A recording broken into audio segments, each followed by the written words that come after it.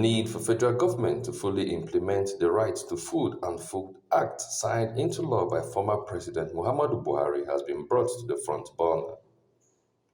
This came to the fore at a press briefing organized by Farmer and Infrastructure Foundation in Abuja, Nigeria's capital city.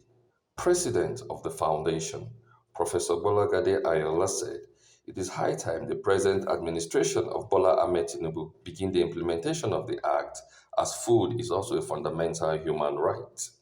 FIF launched its flagship project as the national campaign on right to food, with a view to creating a mind, policy, and practice change in the notion of food, from the traditional notion of food as a mere human need to the contemporary notion of food as a fundamental human right.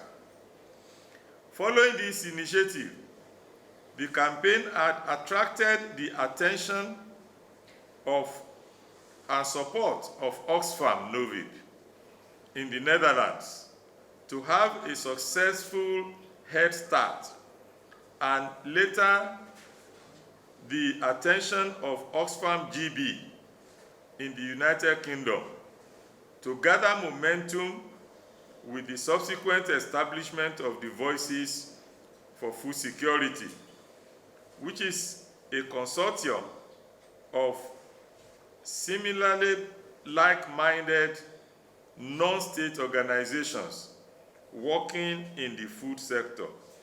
He also took the media through the process the act has gone through before assent by the former president, Muhammadu Buhari. In the 7th Assembly, that is 2011 to 2015, the bill was introduced at the Senate, but it also failed at the very first reading. Next, during the 8th Assembly, 2015 to 2019, the bill was recast and simultaneously reintroduced at both the House of Representatives and Senate. And good enough, the bill passed first reading and second reading, thereby entering the committee stages in each chamber, but failed at that stage.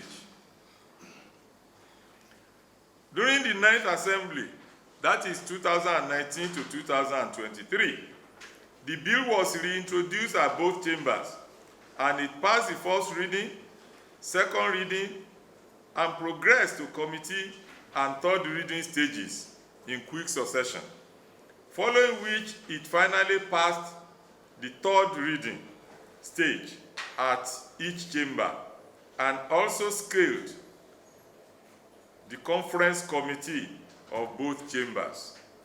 This was followed by voting in the two chambers in March 2022, whereby the bill was overwhelmingly passed by each chamber with a vote of 296 yes to 2 noes at the House of Representatives, and a vote of 81 yes to 5 noes in the Senate. However, as a constitutional amendment bill, its final passage by 2/3 of state assemblies, which is 24 states, was also required before the assent of Mr. President could be sought. As of December 2022, the bill has been passed by 27 state assemblies already, which exceeded the mandatory 24 states required, and which qualified the bill for the assent of the President that was secured on 3rd of March 2023.